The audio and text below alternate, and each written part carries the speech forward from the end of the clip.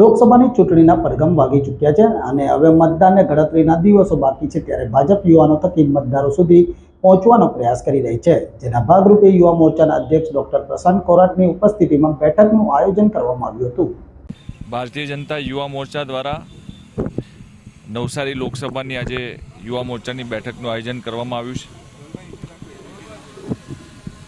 યુવા મોરચા દ્વારા અત્યારના સમયે બૂથની અંદર કામ ચાલી રહ્યું છે।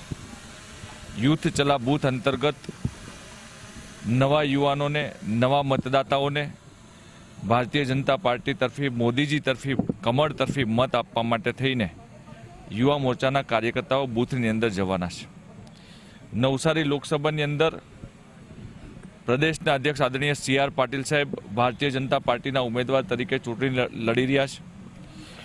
ગત 2019ની ચૂંટણીમાં આખા દેશની અંદર સૌથી સર્વાધિક લીડ સાથે અને ભારત દેશના ઇતિહાસમાં જેટલી લીડ કોઈને ન મળી એ લીડથી આદરણીય પ્રદેશ અધ્યક્ષજી જીત્યા હતા। આ વખતે રેકોર્ડ તોડવા માટે થઈને, એમનો પોતાનો રેકોર્ડ એ તોડે એના માટે થઈને યુવા મોરચાના કાર્યકર્તાઓ બૂથની અંદર માઇક્રો મેનેજમેન્ટ, માઇક્રો પ્લાનિંગ કરીને વધારેમાં વધારે મતદાન થાય, 7મી તારીખે મતદાનની ટકાવારી ઊંચી જાય, maximum voting Bharatiya Janata party તરફી થાય, એના માટેના આજની આ બેઠકની અંદર આગામી કાર્યક્રમો વિશે ચર્ચા કરવાની છે।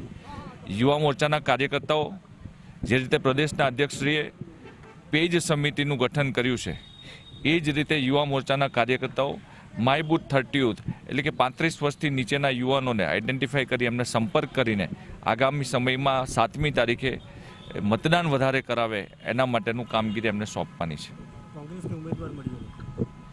સ્વાભાવિક છે કે ગયા વખતે જે રીતે પ્રદેશ અધ્યક્ષ આદરણીય CR પાટીલ સાહેબને અહીંથી લીડ મળી હતી, કોંગ્રેસ પાસે ઉમેદવાર પણ નથી અને કોઈ કદાચ આવશે તો બી ડિપોઝિટ ડૂલ થાય એ પ્રકારનું વાતાવરણ અહીંયા છે। લગભગ આ વખતે કોઈ ઉમેદવારી કરવા માટે પણ રાજી નહીં એ પ્રકારનું વાતાવરણ છે અહીંયા।